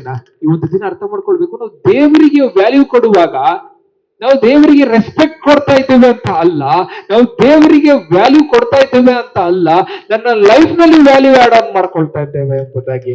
ನಾನು ದೇವ್ರನ್ನ ನಾನು ವರ್ಷಿಪ್ ಮಾಡೋದ್ರಿಂದ ದೇವ್ರು ಇನ್ನ ಗ್ಲೋರಿಫೈ ಆಗ್ತಾರೆ ಅಂತಲ್ಲ. Is always glorified, is always holy, is always above everything. ನಿನ್ನ ಪ್ರೇಸ್ ಇಂದ ದೇವ್ರು ದೊಡ್ಡವರಾಗ್ತಾರೆ ಅಂತ ಅಲ್ಲ, ನೀನ್ ದೇವ್ರಿಗೆ ಪ್ರೇಸ್ ಮಾಡೋದ್ರಿಂದ ನೀನು ಒಳ್ಳೇದನ್ನ ಕಂಡುಕೊಳ್ತೀಯ, ನಿನ್ನ ಲೈಫ್ ನಲ್ಲಿ ಬಿಡುಗಡೆ ಆಗ್ತದೆ, ನಿನಗೂ ಒಳ್ಳೇದಾಗ್ತದೆ, ದೇವ್ರಿಗೆ ಒಳ್ಳೇದಲ್ಲ ನಿನಗೂ ಒಳ್ಳೇದಾಗ್ತದೆ. ಹಾಗಾಗಿ ನಾವು ಅರ್ಥ ಮಾಡ್ಕೊಳ್ಬೇಕು, ಅಯ್ಯೋ ನಾನು ಪ್ರೇಸ್ ಮಾಡೋದ್ರಿಂದ ದೇವ್ರು ಖುಷಿ ಆಗ್ತಾರೆ. ಇಲ್ಲ ಇಲ್ಲ, ನೀನ್ ಪ್ರೇಸ್ ಮಾಡೋದ್ರಿಂದ ನಿನ್ ಲೈಫ್ ಸರಿ ಹೋಗ್ತದೆ, ನೀನು ಪ್ರೇಸ್ ಮಾಡೋದ್ರಿಂದ ನಿನ್ ಲೈಫ್ಗೆ ವ್ಯಾಲ್ಯೂ ಆಡ್ ಆನ್ ಆಗ್ತದೆ, ನೀನ್ ಪ್ರೇಸ್ ಮಾಡೋದ್ರಿಂದ ದೇವರ ಮಾರ್ಗದಲ್ಲಿ ನಡೀತ್ಯಾ, ನಾಶನದ ಮಾರ್ಗವನ್ನ ಬಿಟ್ಟು ಬಿಡ್ತೀಯಾ ಅಂತ ಹೇಳೋದಕ್ಕಾಗಿ ನಾವು ಪ್ರೇಸ್ ಮಾಡಬೇಕು, ನಾವು ದೇವರೊಟ್ಟಿಗೆ ಇರಬೇಕು. ಹಾಗಾಗಿ ನಮ್ಮ ಲೈಫ್ ನಲ್ಲಿ ಏನೇ ಇದ್ರು ಏನೇ ಇಲ್ಲ ಅಂದ್ರೂ ಕೂಡ god must be our portion, god must be our ಏನಂತ ಹೇಳ್ಬೋದು, ನಮ್ಮ ಒಂದು ಪಾಲು, ನಮ್ಮ ಒಂದು ಪಾನ ದೇವರಾಗಿರ್ಬೇಕಂತೆ. ಕೀರ್ತನೆಗಳು 73ನೇ ಅಧ್ಯಾಯ 26ನೇ ವಚನ ವಾಕ್ಯ ರೀತಿಯಲ್ಲಿ ಹೇಳ್ತದೆ, ತನು ಮನಗಳು ಕ್ಷಯಿಸಿದರೂ ನನ್ನ ಆತ್ಮಕ್ಕೆ ಶರಣನು, ನನ್ನ ಶಾಶ್ವತವಾದ ಪಾಲು ದೇವರೇ ಎಂಬುದಾಗಿ. ಹಾಲೆಲೂಯ. ತನು ಮನಗಳು ಕ್ಷಯಿಸ್ತದೆ, ನನ್ನ ಮನಸ್ಸು ಹಾರ್ಟ್ ಚೇಂಜ್ ಆಗ್ಬೋದು, ಅದು ಫೇಲ್ ಆಗ್ಬಹುದು, ಬಟ್ ನನ್ನ ಒಂದು ಫಾರ್ ಎವರ್ ಇನ್ಹೆರಿಟೆನ್ಸ್ ಏನು, ನನ್ನ ಶಾಶ್ವತ ಪಾಲು ಏನು ಅಂದ್ರೆ ದೇವರು. Hallelujah, hallelujah. ನನ್ನ ಒಂದು ಮೈಂಡ್ ಸೆಟ್ ಚೇಂಜ್ ಆಗ್ಬೋದು, ಹಾರ್ಟ್ ಚೇಂಜ್ ಆಗ್ಬೋದು, ಆದ್ರೆ one day I will come back to God, I will be with God, my life will be ಏನಂತ ಆಡ್ ಆನ್ ಮೋರ್ ವ್ಯಾಲ್ಯೂ ಅಂತ ಹೇಳ್ಬೋದು. ಅರ್ಥ ಮಾಡಿ ಒಂದು ಸಮಯದಲ್ಲಿ ಕೀರ್ತನೆಗಾರನ ಈ ರೀತಿಯಲ್ಲಿ ಬರೆಯುವಾಗ ನಾವು ಅರ್ಥ ಮಾಡ್ಕೊಳ್ಬೇಕು, ನನ್ನ ಆತ್ಮಕ್ಕೆ ಶರಣನು, ನನ್ನ ಶಾಶ್ವತವಾದ ಪಾಲು ದೇವರೇ. Hallelujah. The Lord is the portion of my, hallelujah, for ever portion, ನನ್ನ ಶಾಶ್ವತವಾಗಿರುವಂತ ಪಾಲನ ದೇವರು. ಹಾಲೆಲೂಯ. ಇನ್ನೊಂದು ವಾಕ್ಯವನ್ನು ಓದ್ಕೊಳ್ಳೋಣ, ಲೆಮೆಂಟೇಷನ್ಸ್ ಚಾಪ್ಟರ್ 3 ವರ್ಸ್ 24, ಪ್ರಲಾಪಗಳು 3:24. ಯೆಹೋವನು ನನ್ನ ಪಾಲು, ಆದ ಕಾರಣ ಆತನು ನಿರೀಕ್ಷಿಸುವೆನು ಎಂದು ನನ್ನ ಅಂತರಾತ್ಮವು ಅಂದುಕೊಳ್ಳುತ್ತದೆ ಅಂತೆ. ಹಾಲೆಲೂಯ. ಏನಂತೆ? ಯೆಹೋವನೇ ನನಗೆ ಪಾಲು, ಐ ಹ್ಯಾವ್ ಎ ಪೋರ್ಷನ್. ಎಲ್ಲಿದೆ? ಇಲ್ಲಿ ಎಲ್ಲಾದ್ರೂ ಒಂದು ಆಸ್ತಿ ಮಾಡಿ ಇಕ್ಕಿದ್ದೀರಾ? ಇಲ್ಲ, ನನ್ನ ಪಾಲು ಯಾರು? ದೇವರು. Hallelujah. I have A portion. Portion ಯಾರು ಅಂದ್ರೆ ದೇವರು. ನನಗೆ ಒಂದು ಟ್ರೆಷರ್ ಇದೆ, ನನಗೆ ಒಂದು ಆಸ್ತಿ ಇದೆ, ಆಸ್ತಿ ಏನು? ದೇವರು. ಹಾಲೆಲೂಯ ಅಂತ ಹೇಳಿ ನನ್ನ ಆತ್ಮ ನಿರೀಕ್ಷಿಸಿಕೊಂಡಿದೆ ಅಂತೆ. ಹಾಲೆಲೂಯ. ಈ ಒಂದು ದಿನ ಅರ್ಥ ಮಾಡ್ಕೊಳ್ಬೇಕು, ಯಾರಾದ್ರೂ ಏನಾದ್ರೂ ಕೇಳುವುದಾದ್ರೆ ನಿಮ್ಮ ಒಂದು ಆಸ್ತಿ ಏನು ಅಂದ್ರೆ ದೇವರೇ ನನ್ನ ಆಸ್ತಿ. ಹಾಲೆಲೂಯ. ಒಂದು ಸಮಯದಲ್ಲಿ ನಾವು ಅರ್ಥ ಮಾಡ್ಕೊಂಡು ನಮ್ಮ ಲೈಫ್ ನಲ್ಲಿ ಏನ್ ಜಾಸ್ತಿ ವ್ಯಾಲ್ಯೂ ಆಡ್ ಆನ್ ಮಾಡುತ್ತೆ ಅಂತಂದ್ರೆ, ನಾವು ದೇವರಿಗೆ ಎಷ್ಟು ಪ್ರಾಮುಖ್ಯತೆ ಕೊಡ್ತೇವೋ, ದೇವರನ್ನ ನಮ್ಮ ಜೀವಿತದಲ್ಲಿ ಎಷ್ಟು ಮೇಲೆ ಇಟ್ಟಿದ್ದೇವೋ, ಅದು ನಿನ್ನ ಲೈಫ್ ನಲ್ಲಿ ಥಿಂಗ್ಸ್ ನ ಆಡ್ ಆನ್ ಮಾಡ್ತದೆ, ನಿನ್ನ ಲೈಫ್ ನಲ್ಲಿ ಬ್ಲೆಸ್ಸಿಂಗ್ ನ ಆಡ್ ಆನ್ ಮಾಡ್ತದೆ, ನಿನ್ನ ಲೈಫ್ ನಲ್ಲಿ ಫೇವರ್ ನ ಆಡ್ ಆನ್ ಮಾಡ್ತದೆ, ನಿನ್ನನ್ನ ಉನ್ನತ ಸ್ಥಿತಿಗೆ ತೆಗೆದುಕೊಂಡು ಬರ್ತದಂತೆ. ಅದಕ್ಕಾಗಿ ನಾವು ಹೇಳ್ಬೇಕು, the Lord is my portion says my soul ಅಂತ. ಹಾಲೆಲೂಯ. ಈಗ ಈ ವಾಕ್ಯನ ನಾವು ನೋಡುವಾಗ ನಾವು ಗಮನ ಕೊಟ್ಟು ನಾವು ಅರ್ಥ ಮಾಡ್ಕೊಳ್ಬೇಕು, ನಾವು ಹೇಗೆ ನಾವು ಜೀವಿಸ್ತಾ ಇದ್ದೇವೆ. ಹಾಲೆಲೂಯ. ನಮ್ಮ ಲೈಫ್ ನಲ್ಲಿ ಒಂದು ವ್ಯಾಲ್ಯೂ ಆಡ್ ಆನ್ ಆಗ್ಬೇಕು ಅಂತಂದ್ರೆ ನಾವು ದೇವರಿಗೆ ಆ ಸ್ಥಳ, ಆ ಒಂದು ಸ್ಥಾನವನ್ನ ನಾವು ಯಾವಾಗಲೂ ಕೊಟ್ಟಿರ್ಬೇಕಂತೆ. ನಾವು ದೇವರನ್ನ ಯಾವಾಗಲೂ ನಮ್ಮ ಮುಂದೆ ಇಟ್ಟುಕೊಂಡಿರ್ಬೇಕಂತೆ. ಹಾಗಾಗಿ ಈ ವಾಕ್ಯವನ್ನೆಲ್ಲ ನಾವು ಕೇಳಿರುವಾಗ ನಾವು ಅರ್ಥ ಮಾಡ್ಕೊಳ್ಬೇಕು, ನಾನು ದೇವರನ್ನ ಯಾವ ಒಂದು ಪೊಸಿಷನ್ ಅನ್ನ ಇಟ್ಟಿದ್ದೇನೆ, ನಾನು ಹೇಗೆ ನನ್ನ ದೇವರನ್ನ ನಾನು ಆಲೋಚಿಸ್ತೇನೆ. ಹಾಲೆಲೂಯ. ಇನ್ನೊಂದು ಎಕ್ಸಾಂಪಲ್ ನಾವು ಹೊಸ ಒಡಂಬಡಿಕೆಯಲ್ಲಿ ನಾವು ನೋಡ್ಕೊಳ್ಬಹುದಾಗಿದೆ. ಯೂದನು ಮತ್ತೆ ಪೇತ್ರನ ಕುರಿತಾಗಿ ನಾವು ನೋಡ್ಕೊಳ್ಬಹುದಾಗಿದೆ. ಇಸ್ಕರಿಯೋತ ಯೂದ ಎಂಬುದಾಗಿ ಅವನು ಏನ್ ಮಾಡ್ತಾನೆ, ಯೇಸು ಸ್ವಾಮಿಯನ್ನ ಹಣಕಾಸಿನಿಂದ ಮಾರಿ ಬಿಡ್ತಾನೆ. ಹೌದಲ್ಲ? 30 ಬೆಳ್ಳಿಯ ನಾಣ್ಯಗಳಿಗೆ ಯೇಸು ಸ್ವಾಮಿನ ಹಿಡಿದುಕೊಡ್ತೇನೆ ಅಂತ ಹೇಳಿ ಅವನು ಏನ್ ಮಾಡ್ತಾನಂತೆ, ಮಾರಿ ಬಿಡ್ತಾನೆ. ಆ ರೀತಿಯಲ್ಲಿ ನೋಡ್ಕೊಳ್ಳುವುದಾದ್ರೆ ಅವನು ಕೂಡ ದೇವರ ಹತ್ತಿರನೇ ಇದ್ದ, ದೇವರ ಒಟ್ಟಿಗೆನೇ ಇದ್ದ, ಎಲ್ಲ ಕೂಡ ಸರಿಯಾಗಿತ್ತು. ಲಾಸ್ಟ್ ಮೂಮೆಂಟ್ ಅಲ್ಲಿ he made the most strategic decision of his life ಅಂತೆ. ಅವನ ಜೀವಿತದಲ್ಲೇ ಮಾಡದೇ ಇರುವಂತ ಒಂದು ದೊಡ್ಡ ತಪ್ಪು ಅವನು ಮಾಡಿಬಿಡ್ತಾನೆ, ಯೇಸು ಸ್ವಾಮಿಯನ್ನು ಹಿಡಿದುಕೊಟ್ಟು ಬಿಡುವಂತ. ಒಂದು ದಿನ ನಾವು ಅರ್ಥ ಮಾಡ್ಕೊಳ್ಬೇಕು, ನಮ್ಮ ಜೀವಿತಗಳಲ್ಲಿ ನಾವು ಇಲ್ಲಿಯೂ ಕೂಡ ನೋಡುವುದಾದ್ರೆ ಏನಂತೆ, ಅವನ ಚೊಚ್ಚಲತನದ ಹಕ್ಕನ್ನ ಏಸವನ್ನು ಮಾರಿ ಬಿಡ್ತಾನೆ. ಇವಾಗ ಇಸ್ಕರಿಯೋತ ಯೂದನು ಏನ್ ಮಾಡ್ತಾ ಇದ್ದಾನೆ, ಯೇಸು ಸ್ವಾಮಿನ ಹಿಡಿದುಕೊಡ್ತೀನಿ ಅಂತ ಹೇಳ್ಬಿಟ್ಟು ಅವನು ಕೂಡ ಅವನಲ್ಲಿ ಇರ್ತಕ್ಕಂಥ ಒಂದು ದೇವರ ಒಂದು ಉದ್ದೇಶ, ಒಂದು ಅಮೂಲ್ಯವಾಗಿರ್ತಕ್ಕಂಥ ಎಲ್ಲಾ ರೀತಿಯಾದಂಥ ವಿಚಾರಗಳನ್ನ ಬಿಟ್ಟು ನಾನು ದೇವರನ್ನ ಯೇಸು ಸ್ವಾಮಿ ಹಿಡ್ಕೊಡ್ತೇನೆ, ಅವ್ರು ಎಲ್ಲಿದ್ದಾರೆ ನಾನು ತೋರಿಸ್ತೇನೆ, ನನ್ಗೆ ನೀವೇನ್ ಕೊಡ್ತೀರಾ ಅಂತ ಕೇಳಿದಾಗ 30 ನಾಣ್ಯಗಳನ್ನ ಕೊಡೋದು ಮುಖಾಂತರವಾಗಿ ಅವರು ಹೋಗಿ ಯೇಸು ಸ್ವಾಮಿ ಎಲ್ಲಿದ್ದಾನೆ ಅಂತ ಹೇಳಿ ತೋರಿಸಿ ಅವನಿಗೆ ಮುದ್ದಿಟ್ಟು ಹಿಡಿದುಕೊಡ್ತಾನೆ. ಈ ಒಂದು ವ್ಯಕ್ತಿ ದೇವರಿಂದ ದೂರ ಆಗ್ತಾನೆ. ಯಾಕೆ ಅಂದ್ರೆ ಅವನ ಒಂದು ವ್ಯಾಲ್ಯೂ ಕಮ್ಮಿ ಆಗೋಯ್ತು, ಅವನ ಒಂದು ವ್ಯಾಲ್ಯೂ ಏನೂ ಇಲ್ಲ ಅಂತ ಆಗ್ಬಿಡ್ತು. ಆದ್ರೆ ಅದೇ ಒಂದು ರಾತ್ರಿ ಇನ್ನೊಂದು ಘಟನೆ ನಡೀತಾ ಇದೆ. ಆ ಘಟನೆ ಏನು ಅಂತಂದ್ರೆ, ಆ ಒಂದು ಸಮಯದಲ್ಲಿ ಅವರು ಕಡೆಯ ಭೋಜನ ಮಾಡುವಾಗ ಯೇಸುಸ್ವಾಮಿಗೆ ಪೇತ್ರನು ಹೇಳ್ತಾನೆ, ಯೇಸುಸ್ವಾಮಿ ನೀನ್ ಸಾಯಬೇಡ, ನಾನ್ ಸಾಕೋಗ್ತೇನೆ. ಒಂದು ವೇಳೆ ಏನಂತ ಅಂದ್ರೆ, ನಾನು ನಿನ್ ಜೊತೆ ಸಾಯುವುದಕ್ಕೆ ಸಿದ್ಧನಾಗಿದ್ದೇನೆ ದೇವ್ರೆ, ಅಂತ ಹೇಳಿದಾಗ ಯೇಸು ಸ್ವಾಮಿ ಇಮಿಡಿಯೇಟ್ ಆಗಿ ಪೇತ್ರ ಹೇಳ್ತಾರೆ, ನೀನು ನನ್ನನ್ನು ಅರಿಯದವನು ಅಂತ 3 ಸಾರಿ ಹೇಳುವವರೆಗೂ ಕೂಡ ಕೂಲಿ ಕೂಗೋದಿಲ್ಲ ಪೇತ್ರ ಅಂತ ಹೇಳ್ಬಿಟ್ಟು ಪೇತ್ರ ಹೇಳ್ತಾನೆ, ಓ ನಾನು ಆತರ ಮಾಡಕ್ ಚಾನ್ಸೇ ಇಲ್ಲ ಅಂತ ಹೇಳ್ತಾನೆ. ಆದ್ರೆ ಯೇಸು ಸ್ವಾಮಿನ ಹಿಡಿದುಕೊಂಡು ಹೋಗಿ ಯೇಸು ಸ್ವಾಮಿನ ಯೆರೂಸಲೇಮಿನಲ್ಲಿ ಆ ಒಂದು ಟೈಮ್ ನಲ್ಲಿ ಹೊಡೆಯುವಾಗ ಆ ಜನರು ಕೇಳ್ತಾರೆ, ಓ ನೀನು ಯೇಸು ಸ್ವಾಮಿ ಜೊತೆ ಇದ್ದಾನೆ? ಇಲ್ಲ, ನಾನಿದ್ದಿಲ್ಲ ಅಂತ. ಯಾಕೆ? ಅವ್ನಿಗೆ ಒಳಗಡೆ ಭಯ, ಎಲ್ಲಿ ನನ್ನನ್ನು ಕೂಡ ಹೊಡಿತಾರೆ, ಎಲ್ಲಿ ನನ್ನನ್ನು ಕೂಡ ಕ್ರೂಸಿಫೈ ಮಾಡ್ತಾರೆ, ಅವ್ರು ಏನ್ ಮಾಡ್ತಾರೆ ರೋಮನ್ಸ್ ಅವ್ರು ಗೊತ್ತಿಲ್ಲಪ್ಪ ಏನಂತ ಹೇಳ್ಬಿಟ್ಟು ಹೆಂಗಿದ್ರು ಯೇಸು ಸ್ವಾಮಿ ಇಲ್ಲಲ್ಲ, ಇವ್ರಿಗೆ ಹೇಳ್ಬೇಡ ನಾನಲ್ಲ ಅಂದ್ಬಿಟ್ಟು ಬಂದ್ಬಿಡ್ತಾನೆ. 2ನೇ ಸತಿ ಕೂಡ ಬೈ ಮಿಸ್ಟೇಕ್ ಇಲ್ಲ ನನಗೆ ಗೊತ್ತಿಲ್ಲ ಅಂತ ಬಂದ್ಬಿಡ್ತಾನೆ. 3ನೇ ಸಾರಿ ಗೊತ್ತಿಲ್ಲ ಅಂತ ಹೇಳಿ ತಿರುಗಿದ ತಕ್ಷಣ ಯೇಸು ಸ್ವಾಮಿ ಅವನನ್ನ ನೋಡ್ತಾ ಇರ್ತಾರೆ, ಕೂಲಿ ಕೂಗ್ತಾರೆ. ಅವನಿಗೆ ಗೊತ್ತಾಯ್ತು, ನಾನು ಎಂಥ ದೊಡ್ಡ ತಪ್ಪು ಮಾಡಿಬಿಟ್ಟೆ, ಅವನ್ ಲೈಫ್ ನಲ್ಲಿ ಇರುವಂತ ಒಂದು ವ್ಯಾಲ್ಯೂ ಕಮ್ಮಿ ಮಾಡ್ಕೊಂಡ್ಬಿಟ್ಟೆ ಅಲ್ಲ ಅಂತ ಅನ್ಕೊಳ್ತಾನೆ. ಅಯ್ಯೋ ನನ್ನ ದೇವ್ರನ್ನ, ಅಯ್ಯೋ ಯೇಸು ಸ್ವಾಮಿನ ಗೊತ್ತಿಲ್ಲ ಅಂತ ಹೇಳ್ದೆ ಅಲ್ಲ ಅಂತ ಅವನ ಮನಸ್ಸಿನಲ್ಲಿ ಬಹಳ ನೋವಾಗುತ್ತೆ. ಅವನು ಅಳ್ತಾನೆ. ಆದ್ರೆ ಇಸ್ಕರಿಯೋತ ಯೂದ ಏನ್ ಮಾಡ್ತಾನೆ, ಯೇಸು ಸ್ವಾಮಿ ಹಿಡಿದುಕೊಟ್ಟು ಹೋಗಿ ಅವನಿಗೆ ಬೇರೆ ದಾರಿ ಗೊತ್ತಾಗಲ್ಲ. ಅವ್ನು ಹೋಗಿ ಆ ಒಂದು ಹಣವನ್ನ ಕೂಡ ಮಹಾಯಾಜಕರಿಗೆ ವಾಪಸ್ ಕೊಡ್ತಾನೆ, ತಗೊಳ್ರಿ ಅವ್ರನ್ನ ಬಿಟ್ಬಿಟ್ರಿ, ಅವನೇನು ತಪ್ಪು ಮಾಡಿಲ್ಲ ಅಂತ ಹೇಳಿದಾಗ, ನಮಗೆ ಇದ್ರ ಬಗ್ಗೆ ಗೊತ್ತಿಲ್ಲ, ನಾವು ಯೇಸು ಸ್ವಾಮಿನ ಅರೆಸ್ಟ್ ಮಾಡಿದಾಯ್ತು, ಹೋಗು ನೀನ್ ಹಣ ತಕೊಂಡು ಅಂತ ಹೇಳ್ತಾರೆ.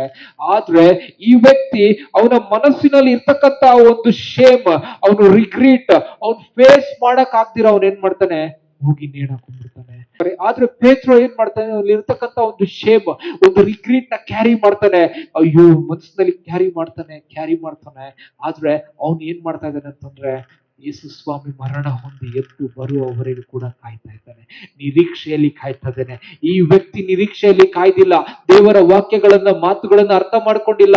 ಒಂದು ವೇಳೆ ಇಸ್ಕರಿಯೋತ ಯೂದ ಬದುಕಿದ್ದಿ, ಅಯ್ಯೋ ದೇವರೇ ನನ್ನನ್ನು ಕ್ಷಮಿಸು ಅಂತ ಹೇಳಿದ್ರೆ ದೇವ್ರು ಕ್ಷಮಿಸ್ಬಿಡ್ತಾ ಇದ್ರು, ಯೇಸು ಸ್ವಾಮಿ ಕ್ಷಮಿಸ್ಬಿಡ್ತಾ ಇದ್ರು. ಯೇಸು ಸ್ವಾಮಿಗೆ ಒಂದೇ ಒಂದು ಬೇಕಾಗಿದ್ದು ಏನು ಅಂತಂದ್ರೆ, ನೀನ್ ಬಂದಿ ಕ್ಷಮಾಪಣೆ ಕೇಳು ಅಂತ ಕಾಯ್ತಾ ಇದ್ರು. ಆ ಒಂದು ಏನಂತ ಹೇಳ್ಬೋದು, ಕ್ರೂಜೆ ಮೇಲೆ ಕಳ್ಳನನ್ನ ಕೂಡ ಯೇಸು ಸ್ವಾಮಿ ಫರ್ಗಿವ್ ಮಾಡಿಬಿಡ್ತಾರೆ. ಆದ್ರೆ ಏನಾಗಲ್ಲ, ಈ ವ್ಯಕ್ತಿ ಬಂದು ಕ್ಷಮಾಪಣೆಯನ್ನ ಕೇಳುವುದಿಲ್ಲ. ಹಾಗಾಗಿನೇ ಇಂಪಾರ್ಟೆಂಟ್ ಆಗಿ ಏನಾಗ್ತದೆ ಅದು ಅಂತಂದ್ರೆ, ಇವನು ವ್ಯಾಲ್ಯೂನ ಕಮ್ಮಿ ಮಾಡ್ಕೊಳ್ತಾ ಇದ್ದಾನೆ. ಆದ್ರೆ ಪೇತ್ರ ಕಾಯ್ತಾ ಇದ್ದು, ಪೇತ್ರ ಏನ್ ಮಾಡ್ತಾನೆ ಅಂತಂದ್ರೆ, ಯೇಸು ಸ್ವಾಮಿ ಬಂದಾಗ ಯೇಸು ಸ್ವಾಮಿ 3 ಸಾರಿ ಅವನಿಗೆ ಕ್ವಶನ್ ಮಾಡ್ತಾರೆ, ಪೇತ್ರ ನೀನನ್ನ ಪ್ರೀತಿ ಮಾಡ್ತೇನೆ? ಹೌದು ದೇವರೇ ಪ್ರೀತಿ ಮಾಡ್ತೇನೆ. ಪೇತ್ರ ನೀನನ್ನ ನಿಜವಾಗೂ ಪ್ರೀತಿ ಮಾಡ್ತೀಯಾ? ಹೌದು ಪ್ರೀತಿ, ನನ್ನ ಕುರಿಗಳನ್ನ ಕಾಯಿ. 3ನೇ ಸಾರಿ ಕೇಳಿದಾಗ ಅವನು ಹತ್ತುಕೊಂಡು ಹೇಳ್ತಾನೆ, ದೇವ್ರೇ ನಿನಗೆ ಗೊತ್ತು ನಾನು ನಿನ್ನನ್ನ ಪ್ರೀತಿ ಮಾಡ್ತೇನೆ ದೇವ್ರೆ ಎಂಬುದಾಗಿ. ಆ ರೀತಿಯಲ್ಲಿ ಈ ಮಾತುಗಳಿಂದ ನಾವು ಅರ್ಥ ಮಾಡ್ಕೊಳ್ಬೇಕು. ಪೇತ್ರ one of the remarkable apostle ಆಗ್ಬಿಟ್ಟು ಒಂದು ದೊಡ್ಡ ಮಟ್ಟದಲ್ಲಿ ಒಂದು ಜೀವನವನ್ನ, ಸಭೆಯನ್ನ ಸ್ಟಾರ್ಟ್ ಮಾಡ್ತಾರೆ. ಈ ಕಡೆ ದಾವಿದನನ್ನ ನಾವು ನೋಡ್ಕೊಳ್ಳುವುದಾದ್ರೆ, ದಾವಿದ ಇಡೀ ಇಸ್ರಾಯೇಲರಲ್ಲೇ ಒಂದು ದೊಡ್ಡ ಒಂದು ಪ್ರಾಮುಖ್ಯವಾದಂತ ಒಂದು ಅರಸನಾಗಿ ದೇವರ ಒಂದು ಸಿಂಹಾಸನದಿಂದ ಬರ್ತಾರೆ ಅಂತ ಒಂದು ಪ್ರಾಫೆಸಿ ಮಾಡ್ಕೊಳ್ತಾರೆ. ಇಡೀ ಬೈಬಲ್ ನಲ್ಲಿ ದಾವಿದನಂತ ಅರಸನು, ದೇವರ ಒಂದು ಚಿತ್ತಕ್ಕನುಸಾರವಾಗಿ ನಡೆದಂತ ಅರಸನು ಬರ್ಲಿಲ್ಲ ಅಂತ ಬೈಬಲ್ ಪದೇ ಹೇಳ್ತದೆ. ಮತ್ತೆ ಈ ಕಡೆ ಯಾಕೋಬನನ್ನ ನೋಡುವಾಗ, ಯಾಕೋಬನ ಜೀವಿತದ ದೇವರ ಒಂದು ಆಲೋಚನೆಗಳು, ದೇವರ ಒಂದು ಪ್ರಾಫೆಸಿಸ್ ಎಷ್ಟು ಭಯಂಕರವಾಗಿ ನಡೀತದೆ ಅಂತಂದ್ರೆ, ಅವರ ಮುಖಾಂತರವಾಗಿ ಒಂದು ಇಡೀ ನೇಷನ್ ಅನ್ನೇ ದೇವರು ಫಾರ್ಮ್ ಮಾಡ್ತಾರೆ. ಈ ಒಂದು ಸಮಯದಲ್ಲಿ ವ್ಯಾಲ್ಯೂ ನಮ್ಮ ಲೈಫ್ ನಲ್ಲಿ ದೇವರಿಗಾಗಿ ನಾವು ಆಡ್ ಆನ್ ಮಾಡುವಾಗ, God will take you to the next level. God will make you to the ಏನಂತ ಒಂದು ಉನ್ನತವಾಗಿರುವಂತ ಒಂದು ಜೀವಿತವನ್ನ ದೇವರು ನಮ್ಗೆ ಕೊಡ್ತಾರೆ. ಆದ್ರೆ ಒಂದು 3 ವ್ಯಕ್ತಿಗಳು ಯಾರು ದೇವರ ಒಟ್ಟಿಗೆ ಹತ್ರ ಬರ್ತಾರೆ, ಹಿಂತಿರುಗಿ ಹೋಗ್ತಾರೆ, ಅವ್ರು ಮತ್ತೆ ಕಾಣಿಸೋದೇ ಇಲ್ಲ. ಅವರ ಕುರಿತಾಗಿ ಬೈಬಲ್ ಏನು ಮಾತಾಡೋದೇ ಇಲ್ಲ. ಇವತ್ತು ದಿನ ನಮ್ಮ ಲೈಫ್ ನಲ್ಲಿ ವ್ಯಾಲ್ಯೂ ಆಡ್ ಆನ್ ಮಾಡ್ಬೇಕು ಅಂತಂದ್ರೆ, we need to keep God first, we need to give God priority ಅಂತ. ನಮ್ಮ ದೇವರಿಗೆ ಎಲ್ಲ, ನಮ್ಗೆ ದೇವರೇ ನನ್ಗೆ ಪಾಲು, ದೇವರೇ ನನ್ಗೆ ಪಾನ, ದೇವರೇ ನನ್ಗೆ ಸರ್ವವಾಗಿದ್ದಾರೆ, ದೇವರೇ ನನ್ನ ಪೋಷಣ ಆಗಿದ್ದಾರೆ, ದೇವರೇ ನನ್ನ ಇನ್ಹೆರಿಟೆನ್ಸ್ ಆಗಿದ್ದಾರೆ, ದೇವರೇ ನನ್ನ ಆಸ್ತಿ ಆಗಿದ್ದಾರೆ, ದೇವರೇ ನನ್ನ ರಿವಾರ್ಡ್ ಆಗಿದ್ದಾರೆ, ದೇವರೇ ನನ್ಗೆ ಎಲ್ಲ ಅಂತ ಹೇಳುವಾಗ, ಯು ವಿಲ್ ರಿಸೀವ್ ಏನಂತೆ ಆ value added life in your life. Hallelujah. ಹಾಗಾಗಿ ಈ ಎಲ್ಲ ವಾಕ್ಯಗಳನ್ನ ನಾವು ಕೇಳುವಾಗ ನಾವು ಅರ್ಥ ಮಾಡ್ಕೊಳ್ಬೇಕು, ನಾವು ಏನ್ ಮಾಡ್ತಾ ಇದ್ದೇವೆ? ಏಸಾವನ ಹಾಗೆ ಮಾರಿ ಬಿಡ್ತಾ ಇದ್ದೇವಾ? ಅಥವಾ ಏನಂತ ಹೇಳ್ಬೋದು, ಸೌಲ ಹಾಗೆ ರೀಸನ್ಸ್ ಕೊಡ್ತಾ ಇದ್ದೇವಾ? ಅಥವಾ ಇಸ್ಕರಿಯೋತ ಯೂದನ ರೀತಿಯಲ್ಲಿ ಏನ್ ಮಾಡ್ತಾ ಇದ್ದೇವೆ? ನಾವು ದೇವರನ್ನ ಹಣಕ್ಕಾಗಿ ನಾವು ಮಾರ್ಕೊಳ್ತಾ ಇದ್ದೇವೆ. ನಾವು ಯಾವ ವಿಚಾರದಲ್ಲಿ ನಾವು ತಪ್ಪು ಮಾಡ್ತಾ ಇದ್ದೇವೆ? ಯಾವ ವಿಚಾರದಲ್ಲಿ ನಾವು ದೂರ ಹೋಗಿದ್ದೇವೆ? ಯಾವ ವಿಚಾರದಲ್ಲಿ ನಾವು ದಾರಿ ತಪ್ಪಿದ್ದೇವೆ? ನಾವು ಕರೆಕ್ಟ್ ಮಾಡ್ಕೊಳ್ಬೇಕು. ನಾವು ಏನ್ ಮಾಡ್ಬೇಕಂದ್ರೆ, ಯಾಕೋಬ ಫೋಕಸ್ ಮಾಡಿದ್ದು ಪ್ರಾಫೆಸಿ ಮೇಲೆ, ಯಾಕೋಬ ಫೋಕಸ್ ಮಾಡಿದ್ದು ಬ್ಲೆಸ್ಸಿಂಗ್ ಮೇಲೆ. ಯಾರ್ದಂತೆ? ಅಬ್ರಾಮನ ಮೇಲೆ ಇದ್ದಂತ ಬ್ಲೆಸ್ಸಿಂಗು, ಇಸಾಕನ ಮೇಲೆ ಇದೆ, ಇಸಾಕನ ಮೇಲೆ ಇದ್ದಂತ ಬ್ಲೆಸ್ಸಿಂಗ್ ನನಗೆ ಬೇಕು ಅಂತ ಫೋಕಸ್ ಮಾಡ್ದ. ಒಂದು ದಿನ ಅರ್ಥ ಮಾಡ್ಕೊಳ್ಬೇಕು, ಸಭೆಯ ಮೇಲೆ ಒಂದು ದೊಡ್ಡ ಪ್ರಾಫೆಸಿ ಇದೆ, ಇಡೀ ಒಂದು ನೇಷನ್ ಕೇಳಿಸ್ಕೊಳಕ್ ಆಗದಿರುವಂತ ಪ್ರಾಫೆಸಿ ಇದೆ. ಯಾವುದು ಅದು ಅಂತಂದ್ರೆ, ಕ್ರಿಸ್ತನು ಮೇಘದಲ್ಲಿ ಬರುವಾಗ ಯು ವಿಲ್ ಬಿ ಆತನ ಜೊತೆಗೆ ಹೋಗಿ ರಕ್ಷಣೆ ಹೊಂದಿಕೊಳ್ತೀರಾ, ಇಲ್ಲೇ ಇರ್ತೀರಾ. ಹಾಲೆಲ್ಲ ಯಾಕೋಬ ನೋಡಿದ್ದು ಬ್ಲೆಸ್ಸಿಂಗ್, ಯಾಕೋಬ ನೋಡಿದ್ದು ಪ್ರಾಫೆಸಿ. ನಾವು ಕೂಡ ಬ್ಲೆಸ್ಸಿಂಗ್ ನ ನೋಡ್ಬೇಕು, ನಾವು ಕೂಡ ಪ್ರಾಫೆಸಿ ನೋಡ್ಬೇಕು. ಏನು ಅಂತಂದ್ರೆ, the church will be reason from him ಅಂತ. ಈ ಒಂದು ಸಭೆ ಎತ್ತಲ್ಪಡ್ತದೆ ಯೇಸು ಸ್ವಾಮಿ ಮೇಘರೂಢನಾಗಿ ಬರುವಾಗ ರಹಸ್ಯವಾಗಿ ನಾವು ಕೂಡ ಅವ್ರ ಜೊತೆ ಹೋಗ್ಬೇಕು. Hallelujah, hallelujah. ಕಿಂಗ್ ಡೇವಿಡ್ ಹೇಗೆ ಈ ದೇವರನ್ನ ಅಂಟುಕೊಂಡು ನಡೆದ್ರು, ಆ ರೀತಿಯಲ್ಲಿ ನಾವು ಕೂಡ ದೇವರನ್ನ ಅಂಟಿಕೊಂಡು ನಡಿಬೇಕು. ಪೇತ್ರ ಹೇಗೆ ಎಲ್ಲಾ ತಪ್ಪು ಮಾಡಿದ್ರು ಕೂಡ ಆ ಒಂದು ರಿಗ್ರೀಟ್, ಆ ಒಂದು ಶೇಮ್ ನಲ್ಲಿ ಕಾಯ್ತಾ ಇದ್ರು, ಯೇಸು ಸ್ವಾಮಿ ಬಂದು ನನ್ನ ಫರ್ಗ್ಯೂ ಮಾಡ್ತಾರೆ ಅಂತ ಹೇಳಿ ಕಾಯ್ತಾ ಇದ್ರು. ಯೇಸು ಸ್ವಾಮಿ ಬಂದು ಫರ್ಗ್ಯೂ ಮಾಡಿದ್ರು, ರಿಸ್ಟೋರ್ ಮಾಡಿದ್ರು.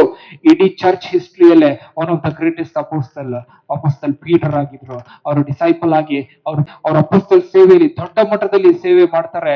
ಅವ್ರು ಎಷ್ಟೋ ಸಾವಿರಾರು ಜನರು ಬಂದು ಸಭೆಗೆ ಸೇರುವುದಕ್ಕೆ ಅವರು ಪ್ರಾಮುಖ್ಯವಾಗಿ ಮೊದಲನೇದಾಗಿ ಕಾರಣ ಆಗ್ತಾರೆ ಎಂಬುದಾಗಿ ನಾವು ಅರ್ಥ ಮಾಡ್ಕೊಳ್ಬಹುದಾಗಿದೆ. ಈ ಒಂದು ದಿನ ಕೂಡ ನಮ್ಮ ಪೊಸಿಷನ್ಸ್ ಎಲ್ಲಿದೆ, ನಮ್ಮ ಲೈಫ್ ನಲ್ಲಿ ವ್ಯಾಲ್ಯೂ ಆಡ್ ಆನ್ ಆಗ್ಬೇಕು ಅಂತಂದ್ರೆ ನಾವು ಅರ್ಥ ಮಾಡ್ಕೊಳ್ಬೇಕು, we have to keep God in that position. Hallelujah, hallelujah. ಹಾಗಾಗಿ ನಾವು ಅರ್ಥ ಮಾಡ್ಕೊಳ್ಳೋಣ, ನಮ್ಮ ಲೈಫ್ ನಲ್ಲಿ ನಮ್ಗೆ ಇಂಪಾರ್ಟೆನ್ಸ್ ಏನಂತ, ಗಾಡ್ ಹಿಮ್ಸೆಲ್ಫ್. ನಮ್ಮ ಒಂದು ಶಾಶ್ವತವಾದಂತ ಪಾಲು ದೇವರೇ. ಹಾಲೆಲೂಯ. ಇದನ್ನ ಬಿಟ್ಟು ನಮ್ಗೆ ಏನು ಬೇಡ ಈ ಲೋಕದಲ್ಲಿ. ಹಾಲೆಲೂಯ. ಅದು ಎಲ್ಲ ಕೂಡ ನಾವು ಟ್ರೇಡ್ ಮಾಡ್ತಾ ಇದ್ದೇವೆ ಅಷ್ಟೇ. ಆದ್ರೆ ನಾವು ದೇವರನ್ನ ಯಾವತ್ತು ಟ್ರೇಡ್ ಮಾಡಬಾರ್ದು, ಬ್ಲೆಸ್ಸಿಂಗ್ಸ್ ನ ಯಾವತ್ತು ಟ್ರೇಡ್ ಮಾಡಬಾರ್ದು, ಪೊಸಿಷನ್ಸ್ ನ ಯಾವತ್ತು ಟ್ರೇಡ್ ಮಾಡಬಾರ್ದು. ನಾವು ಟ್ರೇಡ್ ಮಾಡ್ಬೇಕಾಗಿರೋದು ಏನಂದ್ರೆ ಈ ಲೋಕದ ವಿಚಾರಗಳಿದೆ, ಲೋಕದ ವಿಚಾರಗಳನ್ನ ಲೋಕಕ್ಕೆ ಯೂಸ್ ಮಾಡ್ಕೊಂಡು ಬಿಟ್ಬಿಡ್ರಿ, ಹೊರತು ದೇವರಿಗಾಗಿ ಯೂಸ್ ಮಾಡ್ಬಿಡ್ರಿ.